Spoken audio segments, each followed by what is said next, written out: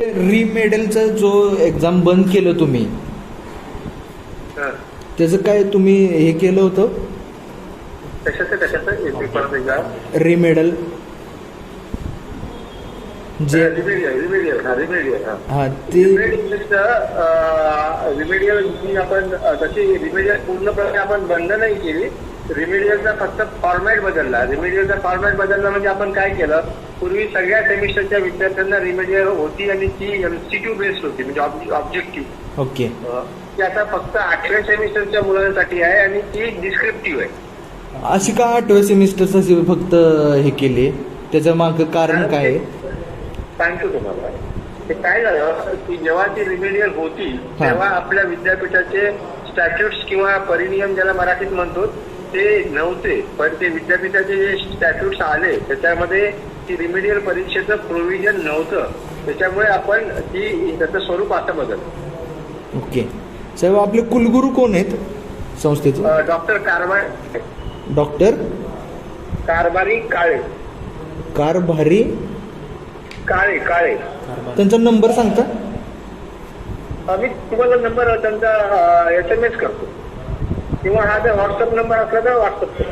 व्हॉट्सअपला मी तुम्हाला WhatsApp call केला आहे, त्याच्यावर मला जर पाठवलं तर बरं होईल. पाठवतो. एक्झामिनरचा फक्त 8व्या सेमिस्टरचे जे ऍडव्हान्स विषय आहेत तर त्याच्या बाबतीत तुटवडा असतो, फर्स्ट इयरच्या बाबतीत नसतो. बर. आणि तुमचा जो पोर्टल आहे तो फी आणि परीक्षा फॉर्म भरण्यापुरतंच युनिव्हर्सिटी वेबसाईट ऑन करते आणि त्याच्यानंतर दुसराच तुमचा पोर्टल येतोय. दरवेळेस तुमचा दरवेळेस तुमचा नवीन पोर्टल येत आहेत. त्याच्याबद्दल तर जो पाचचा जो वेंडर होता त्याला माल प्रॅक्टिस केल्यामुळे त्याला टर्मिनेट केलं. बरं. आणि नवीन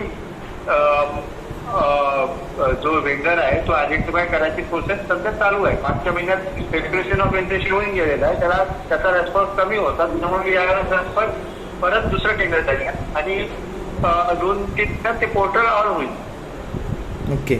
आणि तुमचे जे युनिव्हर्सिटीचं नॉर्म्स आहेत की स्वतंत्र तुम्ही PRN स्टुडंटला प्रोव्हाइड केलेला आहे, ते प्रोव्हाइड केल्यानंतर पण तुम्ही जो तुमचा रिझल्ट लावताय तो तुम्ही एक्सेल शीटमध्ये लावताय.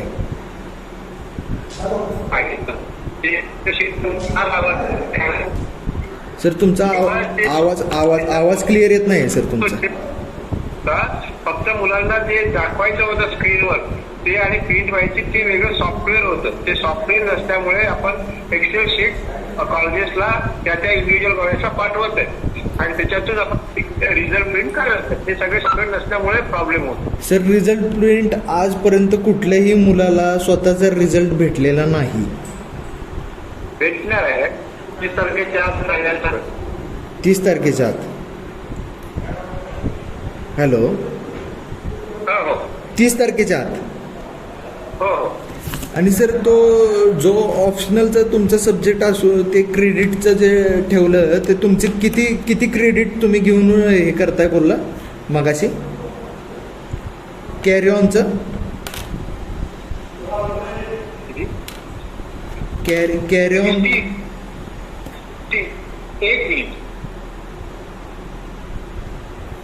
60 क्रेडिट सर फर्स्ट टू सेकंडला, 80 क्रेडिट सेकंड टू थर्डला आणि 87 credit from third to final. Okay. आणि त्याच्या व्यतिरिक्त जर राहिलं असतील तर त्याने इयर डाऊन करायचं. हो इयर डाऊन. येस. आणि तो तुमचा जो पोर्टल आहे त्याच्यामध्ये सर एखाद्या विद्यार्थ्याने तुमचं जर काय म्हणतात त्याला ॲप्लिकेशन तो फॉर्म भरतो त्यावेळेस तुमचे पेमेंट केलेल्याची कुठली स्लिप नाही, तुमचा एक्झाम फॉर्म भरलेल्याची कुठली प्रूफ नाही.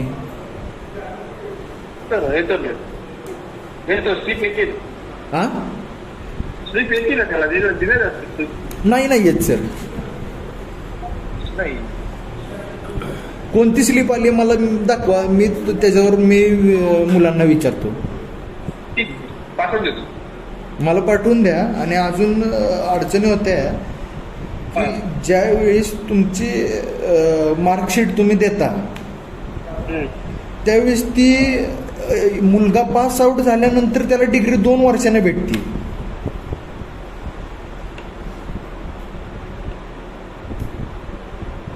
हॅलो. डिग्री त्याला आता मागच्या वर्षी जसं झालं होतं, हां मागच्या वर्षी झालं होतं. हां मागच्या वर्षी जे पास झाले असतील त्यांना अजून तुम्ही डिग्री दिलेली नाही आणि त्याच्या हां आणि तोपर्यंत तो मुलगा 1 वर्ष घरीच बसून आहे, त्याला जॉब लागत नाही आहे कुठला, आणि जरी लागला हां डिग्री सर्टिफिकेट नसल्यामुळे कुणाला जॉब लागत नाही असं केसेस होत नसतं. आपण त्याला एक प्रोव्हिजनल सर्टिफिकेट पण देतो की तो पास झालेला आहे, डिग्री त्याला भेटली. कॉन्व्होकेशन होऊन जे डिग्री सर्टिफिकेट भेटतं त्याला इश्यू. ओके. आणि तुम्ही जे तुम्ही पेपर तपास सर तुमचा आवाज येत नाही. हॅलो. आणि विद्यार्थ्यांना बाहेर जाऊन शिकायचं आणि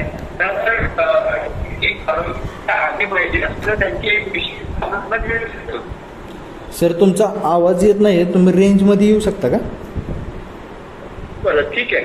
हे बघा, कॉन्व्होकेशनच्या नंतर त्यांना फायनल डिग्री मिळते. रिझल्ट लागल्यानंतर आणि कॉन्व्होकेशनच्या आधी आपण त्यांना प्रोव्हिजनल डिग्री सर्टिफिकेट देतो की ज्याच्या आधारे त्याला नोकरी मिळू शकते. आणि ज्या विद्यार्थ्यांना बाहेरच्या देशात जाऊन शिकायचं आहे त्यांना जर ओरिजिनल डिग्री पाहिजे असेल तर त्यांना विशेष भाग म्हणून आपण त्याची डिग्री देतो. आणि तुम्ही पेपर तपासणीसाठी DVR वापरताय?